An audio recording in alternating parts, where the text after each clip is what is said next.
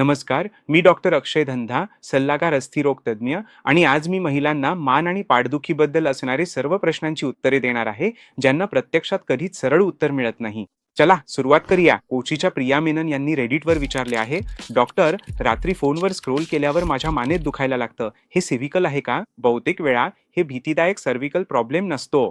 हा लोडचा, ओझ्याचा प्रश्न असतो. जेव्हा तुम्ही मान पुढे वाकून खाली पाहता, तेव्हा तुमचं डोकं जड होत नाही, पण मानेवरचा ताण वाढतो. कारण तुमचे मानेशी संबंधित स्नायू तुमचं डोकं क्रेनसारखं वजन धरल्यासारखं पकडून ठेवतात. हे तासनतास केल्यावर स्नायू आणि लहान सांधे चिडू लागतात. म्हणूनच अनेक महिलांना कवटीच्या मुळाशी जडपणा, डोकेदुखी, खांद्यात ताण जाणवतो. सूत्र: जर हालचालीने, उष्णतेने किंवा थोडं चालल्याने आराम मिळत असेल, तर हे सहसा यांत्रिक, मेकॅनिकल असतं. जर वेदना हातात झटकन पसरत असेल, बोटांना झिंझिण्या येत असतील, पकड कमजोर वाटत असेल किंवा चालताना अस्थिरता जाणवत असेल, तर लवकरच कृती करा. आता यासाठी तपासणी आवश्यक आहे. बंगळुरूच्या दीपा कृष्णन यांनी हे यूट्यूबवर लिहिलं आहे आणि मला प्रत्येक महिलेला हे ऐकवायचं आहे. माझ्या एका बाजूच्या खांद्याला आणि मानेला दुखतं. मी जड हँडबॅग, लॅपटॉप बॅग, कधी-कधी किराणा सामानही घेऊन जाते. यामुळे असं होऊ शकतं का?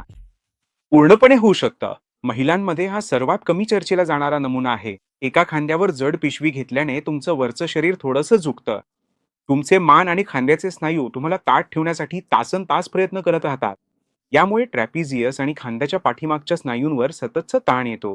काळानुसार यामुळे वेदनेचा चक्र सुरू होऊ शकतो. ताठरपणा, डोकेदुखी, मान कडक होणे, आणखी ताठरपणा.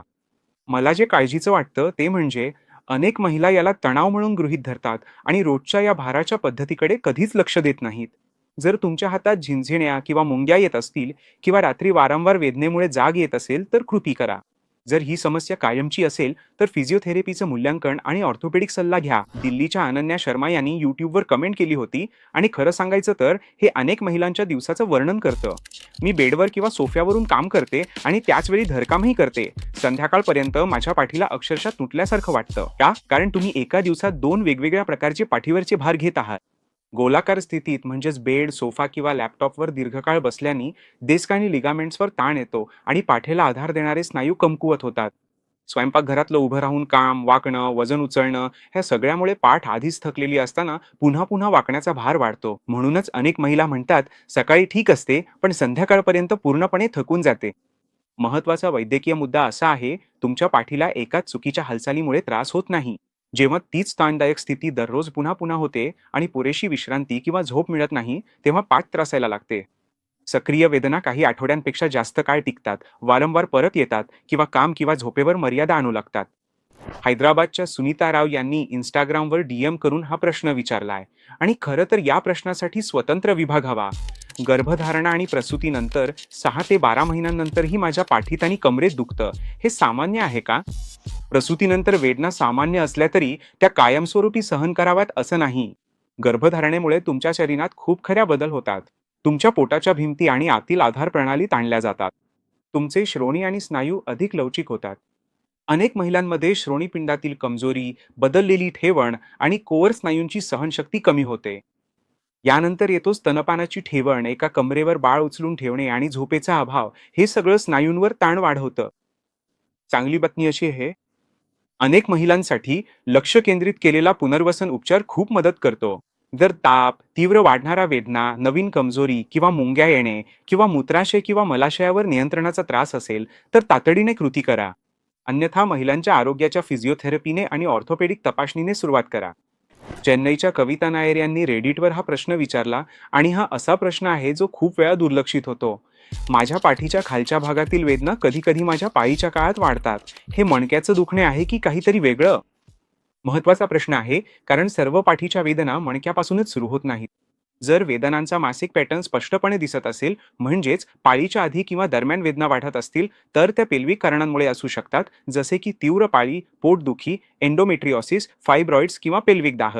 या वेदना मणक्याला रिफर्ड बॅकपेन म्हणून जाणवू शकतात. मणक्याच्या वेदना बहुतेक वेळा बसण्याच्या स्थितीशी, वजनाच्या ताणाशी आणि हालचालींमध्ये बदलण्याशी अधिक संबंधित असतात. पेल्विक वेदना सहसा इतर काही संकेतांसह येतात. जास्त रक्तस्राव, तीव्र पोटदुखी, लैंगिक संबंधांदरम्यान वेदना, शौचाच्या वेळी वेदना किंवा वंध्यत्वाच्या समस्या. काय करावे? जर वेदनांचा पॅटर्न स्पष्टपणे मासिक पाळीशी संबंधित असेल, तर मूलभूत स्नायूहाड तपासणीसह स्त्रीरोग तज्ज्ञांचा सल्ला घ्या. जर जास्त रक्तस्राव, चक्कर येणे किंवा महिन्यागणिक वेदना वाढत असतील, तर लवकरात लवकर कृती करा. पुण्याच्या मीरा पिल्ले यांनी ट्विटरवर हे पोस्ट केले आहे आणि मी या प्रश्नावर अगदी अचूक उत्तर द्यायचं आहे. मी बसल्यानंतर, उभं राहिल्यावर, विशेषतः माझं मूल उचलल्यानंतर माझ्या पायात खाली जाणारी वेदना होते. हे शायाटिका आहे का? हे शायाटिक नर्व्हच्या चिडचिडीमुळे होऊ शकते, जी बहुतेक वेळा कमरेपासून किंवा नितंबापासून मांडी किंवा पिंजऱ्यापर्यंत जाणारी वेदना किंवा झिंझिणीसारखी वाटते. हे तेव्हा घडू शकते जेव्हा डिस्क किंवा जवळील ऊतक नर्व्हच्या मुळाला चिडवतात. हे घट्ट स्नायूंमुळे नर्व्हच्या मार्गांवर दाब येऊनही होऊ शकतं. मुख्य गोष्ट म्हणजे वेदनेचा नमुना आणि अशक्तपणा. नर्व्हचा सहभाग असल्याचा संकेत: एका स्पष्ट रेषेत झिंझिण किंवा सुन्नपणा जाणवणे, लांब वेळ बसल्यावर किंवा खोकताना किंवा शिंकताना वेदना वाढते. अशक्तपणा म्हणजे पाय उडत चालणे किंवा जिने चढताना अडचण येणे. कृती: वारंवार पायात वेदना जाणवत असल्यास ऑर्थोपेडिक किंवा फिजिओथेरपिस्टकडून तपासणी करणं आवश्यक आहे. जर अशक्तपणा वाढत असेल तर हे तातडीचे आहे.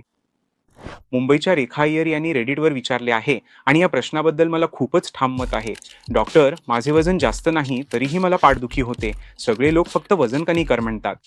वजन हा फक्त एक भाग आहे आणि अनेक भारतीय महिलांना त्यांचं वजन सामान्य दिसत असतानाही वेदना जाणवतात. खरी कारणे म्हणजे बहुतेक वेळा स्नायूंची सहनशक्ती, हालचाल आणि पुनर्प्राप्ती.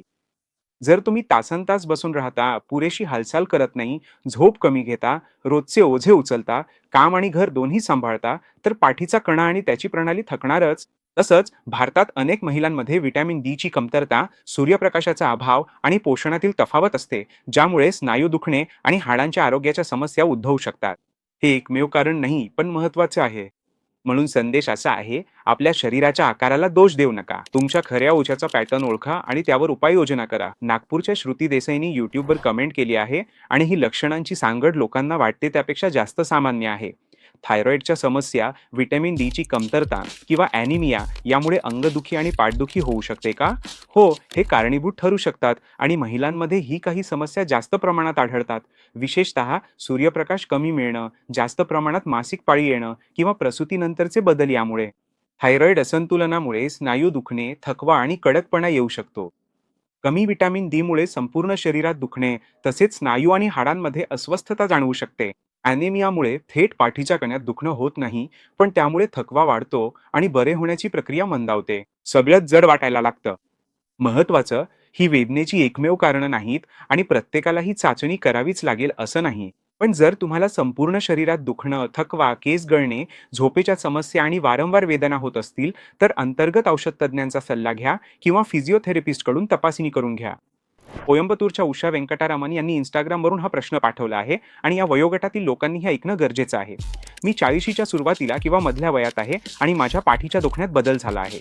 मला कमकुवतपणा जाणवतो. कधी-कधी साध्या घरकामानंतरही वेदना होतात. मला माझ्या हाडांबद्दल काळजी करायला हवी का? 40शी नंतर हाडं आणि स्नायूंचं आरोग्य अधिक महत्त्वाचं होतं. विशेषतः जर कॅल्शियम किंवा व्हिटॅमिन डीचं सेवन कमी असेल, ताकद वाढवणारे व्यायाम कमी असतील किंवा लवकर रजोनिवृत्ती आली असेल. बहुतेक पाठीच्या वेदना या अजूनही यांत्रिक असतात.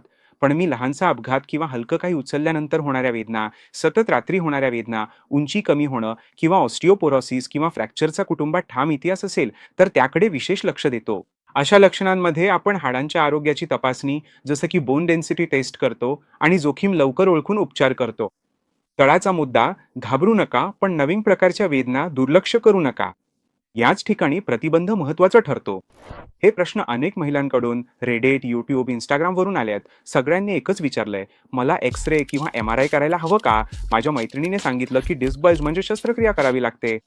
बहुतांश लोकांना मान किंवा पाठीच्या वेदनांसाठी लगेच स्कॅनची गरज नसते आणि बहुतेक डिस्क बल्जसाठी शस्त्रक्रिया आवश्यक नसते. स्कॅनमध्ये अनेकदा वयासारखे बदल दिसतात, जे अनेक लोकांसाठी वेदनारहित असू शकतात. निर्णय पूर्णपणे आणि फक्त तुमच्या लक्षणे आणि नर्व्ह तपासणीवर आधारित असतो, केवळ रिपोर्टवर नाही.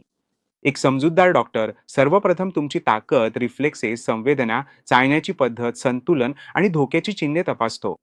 स्कॅन सहसा अशा लोकांसाठी राखीव असतात ज्यांना कमजोरी, वाढती सुन्नता, मूत्र किंवा मलाच्या समस्या, ताप, वजन कमी होणे, इजा किंवा ठराविक उपचारानंतरही वेदना कमी न होणे असे लक्षणे असतात. माझी सर्वात मोठी चिंता म्हणजे महिला किंवा तर खूप उशीर होईपर्यंत उपचार टाळतात, कारण त्या व्यस्त असतात किंवा एक भीतीदायक स्कॅन येतो आणि मग त्या भीतीपोटी हालचालच बंद करतात. आपल्याला आवश्यक आहे तो मधला मार्ग. शहाणपणाने मूल्यांकन करा, लवकर कृती करा, शांत रहा.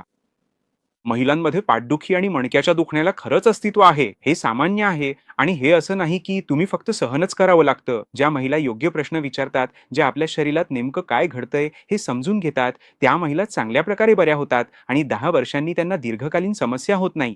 तुम्हाला जर खात्री नसेल की ही वेदना वजनाचा त्रास आहे, मज्जातंतूंची चिडचिड आहे, की काहीतरी तातडीने लक्ष देण्यासारखं आहे, तर तुम्ही प्रॅक्टोवरून प्रमाणित ऑर्थोपॅडिक, फिजिओथेरपिस्ट किंवा इंटरनल मेडिसिन डॉक्टर यांच्याशी वैयक्तिक मार्गदर्शनासाठी सल्ला घेऊ शकता. ते तुम्हाला समजावतील की हे काही लक्ष ठेवून पाहायचं आहे की लगेचच काहीतरी करायला हवं. हा व्हिडिओ तुमच्यासाठी उपयुक्त ठरला असेल, तर अशा एखाद्या महिलेला शेअर करा, जी नेहमी म्हणते की तिच्या पाठदुखीचं कारण फक्त तणाव आहे. कारण कदाचित तिला हे इतर कोणापेक्षा जास्त ऐकण्याची गरज आहे. आणि जर तुम्हाला खरंच महत्त्वाच्या गोष्टींबद्दल कृतीशील सल्ला मिळवत राहायचा असेल, तर चॅनलला सबस्क्राईब करा आणि बेल आयकॉन दाबा.